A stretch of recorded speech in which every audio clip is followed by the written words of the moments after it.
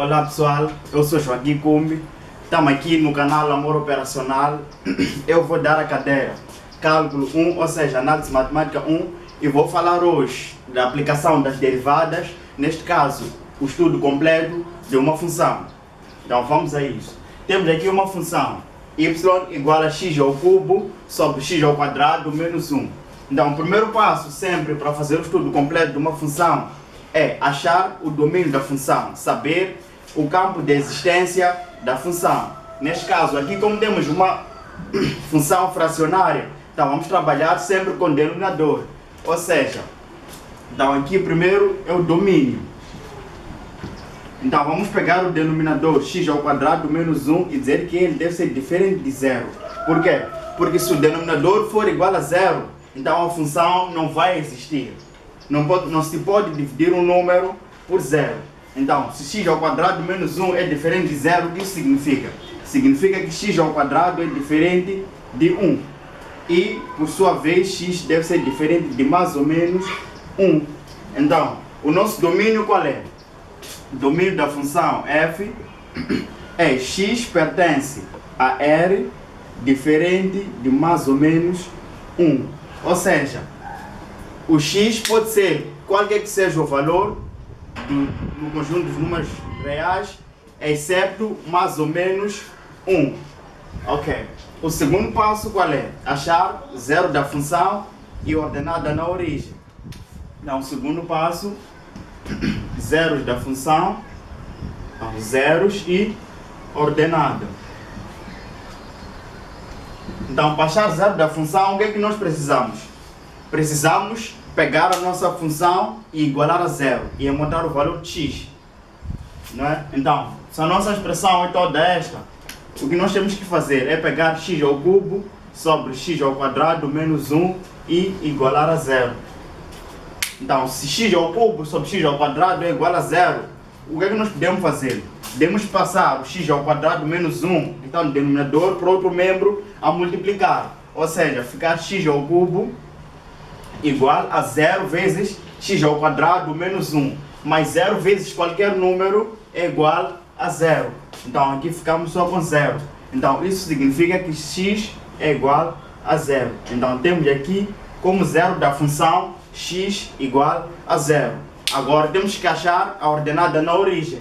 Para achar a ordenada na origem, temos que pegar o x e igualar a 0 e encontrar o valor do y. Neste caso, o y vai ser igual ao quê? A nossa expressão é essa, x ao cubo sobre x ao quadrado menos 1. Então, no lugar de x, vamos substituir por 0. Então, ficamos com 0 ao cubo sobre 0 ao quadrado menos 1. Que isso vai dar 0 sobre 0, 0 sobre menos 1, que é igual a 0. Então, como ordenada na origem, temos y igual a 0. Então, esses são dados importantes para a construção do gráfico. Então, podemos escrever eles aqui. Podemos apagar essa parte. Aquela parte, escrever aqui. Então, temos aqui x igual a 0 e y igual a 0. De seguida, podemos estudar a paridade da função, para saber se a função é par ou é ímpar. Então, quando é que uma função diz-se par? Quando é que uma função diz-se ímpar? Então, esse é o terceiro passo. Ver a paridade da função. Então, uma função diz-se par se f de menos x for igual a f de x. Então, nessas condições, dizemos que f de x é par. Então, vamos lá verificar se essa igualdade verifica-se para a nossa função ou não. Então, f de menos x, o que seria? Teríamos que substituir no lugar do x por menos x. Então, vamos a isso. Ficamos com menos x ao cubo, porque estamos a substituir no lugar do x por menos x. E embaixo ficamos com menos x ao quadrado menos 1. Isso é igual a menos x ao cubo. Ficamos com menos x ao cubo. Menos x ao quadrado, ficamos com x ao quadrado, menos 1. Então, isso aqui, será que é igual a f de x? F de x que é a nossa função? Claro que não. isso não é igual a f de x. Logo, concluímos que f não é par. Então, f de x não é par. Agora, vamos verificar se f de x é ímpar. Quando é que f de x é ímpar? Quando f de menos x for igual a menos f de x. Nesse caso, afirmamos que f de x é uma função ímpar. É uma função ímpar. Então, vamos verificar se f de menos x é de fato igual a menos f de x. Então, f de menos x, já havíamos calculado aqui, é menos x ao cubo sobre x ao quadrado menos 1. Então, vamos verificar se é igual a menos f de x. Menos f de x, o que seria?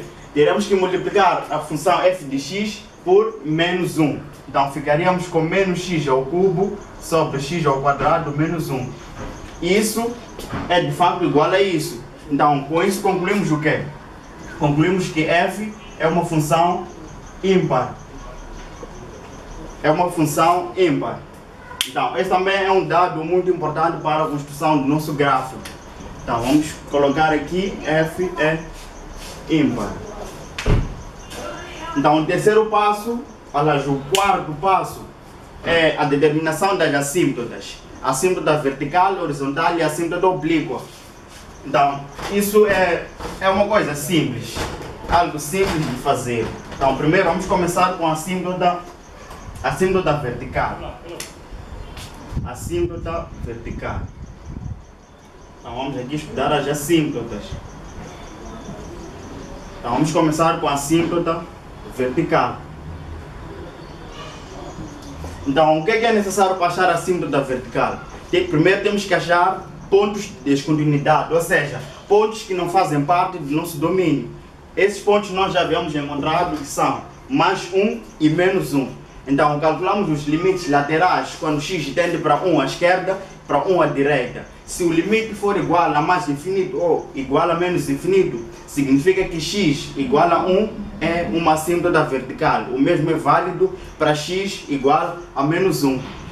Então, primeiro temos que calcular limites laterais, ou seja, limite quando x tende para 1 à esquerda da nossa função f de x. É x ao cubo sobre x ao quadrado menos 1. E calcular o limite quando x tende para 1 à direita de x ao cubo sobre x ao quadrado menos 1.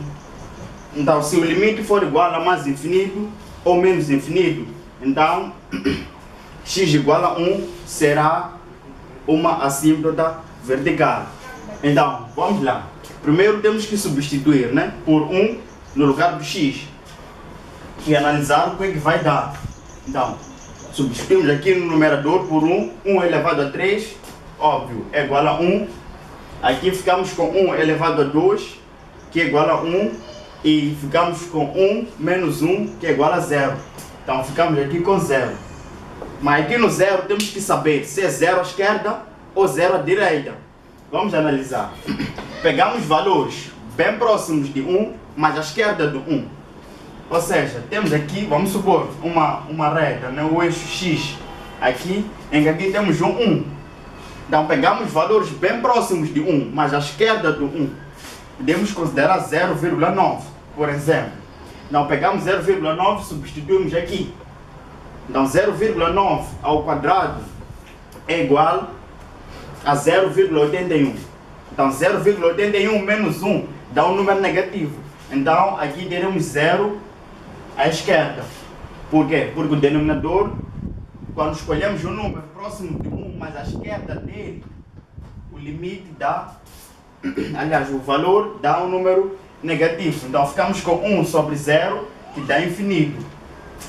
Mas como é 0 à esquerda, ficamos com menos infinito.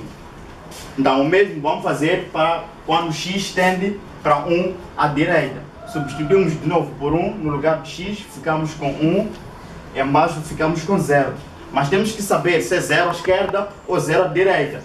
Então, consideramos esse aqui como sendo o eixo x e colocamos aqui o valor 1. Escolhemos um número bem próximo de 1, mas desta vez à direita do 1, porque é 1 mais. Então, podemos escolher, por exemplo, 1,05. Então 1,05 elevando ao quadrado, óbvio, vai dar um número maior que 1. Então um número maior que 1 menos 1 vai dar um número positivo. Então aqui ficamos com 0 mais. Então 1 sobre 0 já dá infinito. Mas como é 0 mais, vai dar mais infinito. Então como os limites laterais deram mais infinito ou menos infinito, então com isso concluímos o quê? Concluímos que x igual a 1 é uma assíntota vertical. X igual a 1 é uma assíntota vertical. Então vamos fazer o mesmo estudo para x igual a menos 1. Então vamos calcular os limites laterais também do x menos 1. Então calculamos o limite quando x tende para menos 1 à esquerda da nossa função x ao cubo sobre x ao quadrado menos 1. E calculamos também a direita, x quando tende a menos 1 à direita do x ao cubo sobre x ao quadrado menos 1. Então vamos fazer a mesma análise, analisamos do mesmo jeito. Então aqui substituímos agora por menos 1. Por quê? Porque o x tende para menos 1. Aqui substituímos por 1 porque x tendia para 1.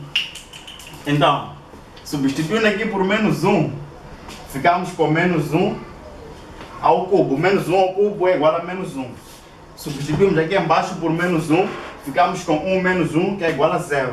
Então temos que saber se é 0 à esquerda ou é 0 à direita. Então o truque é o mesmo. Consideramos um eixo x aqui e colocamos o nosso valor menos 1. Escolhemos valores bem próximos do menos 1, mas à esquerda. Podemos escolher, por exemplo, menos 1,9.